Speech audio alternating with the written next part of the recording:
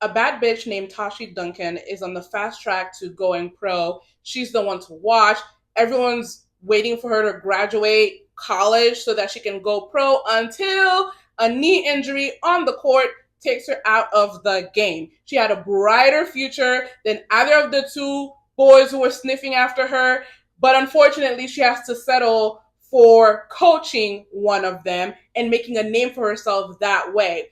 They are in a triangle. I won't call it a love triangle because only one person in this triangle is in love, and it's not Tashi. So she ends up marrying Art, the one she ends up coaching. She marries him, but throughout the years, the three of them, are intermingled in each other's lives. And it all climaxes on the tennis court during a match between Art and Patrick. The movie is fun, it's gripping, it's exciting, it's sexy, it's sensual, it's erotic. It also still manages to be suggestive. There are more than a couple of scenes where there's some suggestive stuff happening. For example, there's a scene where Art, who's a professional tennis player, is being stretched out by his coach.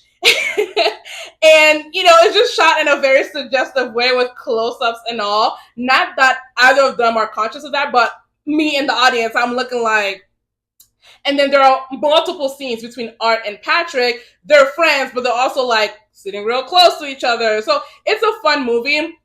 Let's talk about the characters, starting with the bad bitch herself, Tashi Duncan. Tashi holds all of this together. She holds the relationships together, and she's very admirable as a character, even within like her toxicity, because she was able to turn lemons into major lemonades, successful lemonades, right? She had to settle for coaching, but she didn't settle for coaching in the background because she married Art.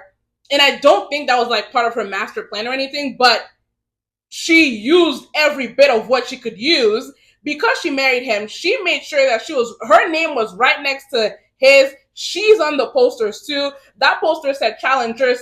She said challengers because you see me on this poster. And the way it worked out for Tashi, even though she would much rather be on the court herself, the way it worked out is that she still gets to be admired by the audience in the tennis world for her mind, for what she knows about the game, for her, I guess, strategy and her coaching prowess, but she doesn't deal with any of the, I won't call it backlash, but the criticism. Because if Art shits the bed on the court, they just talk about him. He gets blamed.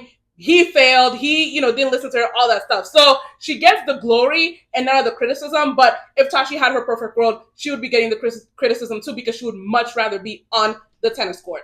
Part of what makes the last match that we see between Art and Patrick so tense is because Tashi herself is so tense. It is the first time during the movie that Tashi is not in control. She has been handling her little white boys throughout this movie, and for the first time, she doesn't know, they're off script. She doesn't know what they're going to do. Is Art going to do what he's supposed to do and win this thing? Is Patrick going to do what he's supposed to do and throw this thing?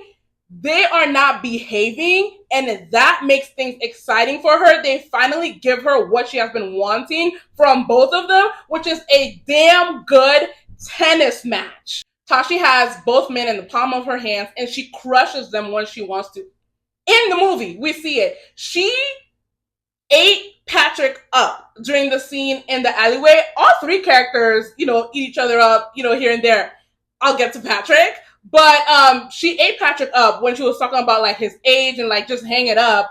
Patrick did a little something when he told her like, yo, Art is dying. You don't want to be buried with him. And then Art got Patrick in the sauna when Art said to him, the most obsessed tennis fan is not thinking about you. And then when Patrick tells Art, no, I miss playing with you, Art is like, I don't, because I'm not a kid anymore. Art, you didn't have to say that to him.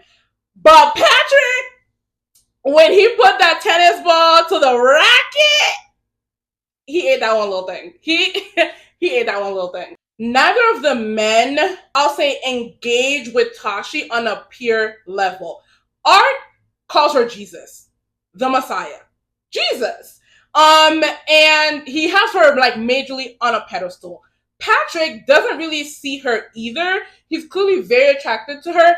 There's a scene where he's like, oh, at least I admit what I am. Like, I'm an asshole. At least I'm honest about it. But it's like, I feel like that's him misreading Tashi, because sir, the movie I've been watching this whole time, Tasha is not confused about who she is or what she cares about. She told you that if we're not talking about tennis, we're not talking about anything. The scene between Art and Tashi where she tells Art, if you lose this match, I will leave you, is incredible. What follows after she says that is the most incredible acting in the movie.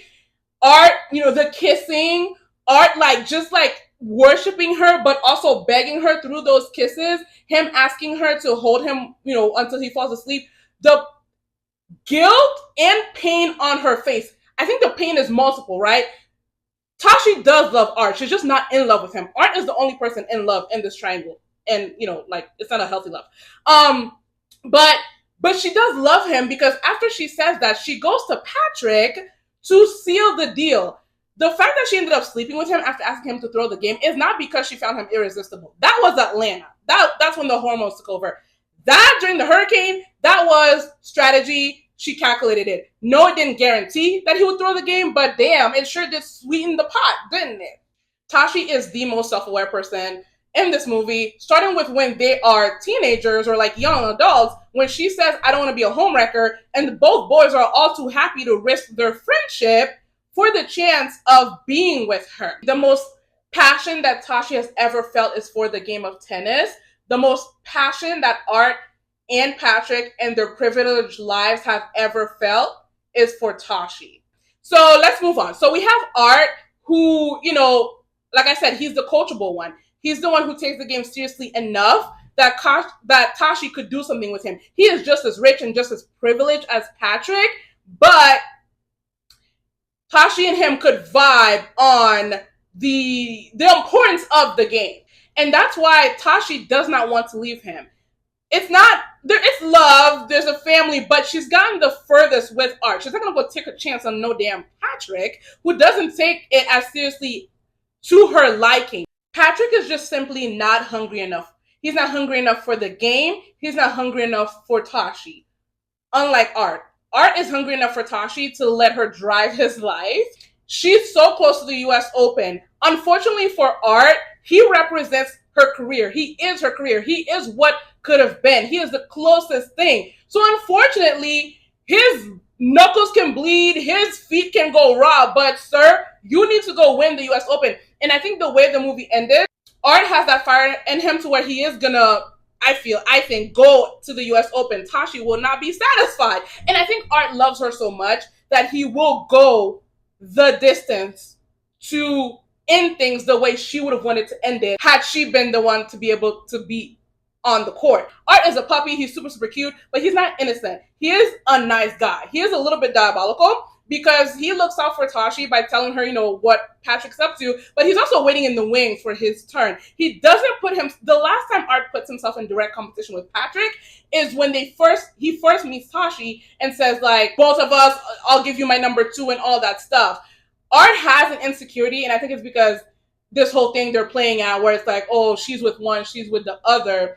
I don't think Art is threatened by Patrick in terms of Tashi's affections. It's not that simple or easy. He's just in a bad spot in a career that he's ready to be done with. Patrick is over there cosplaying struggle, which is why Tashi could have never done anything with him. He loves Tashi the way Tashi loves Art. He's not in love with her. His affections for her is not going to drive him to do anything. He clearly moved on with his life. And he's another one who doesn't really see Tashi. He's over here trying to get something from her, trying to get coaching from her. During that final match, I like to think that that moment where Patrick is thinking, I like to think that he's thinking over what Tashi has asked him to do.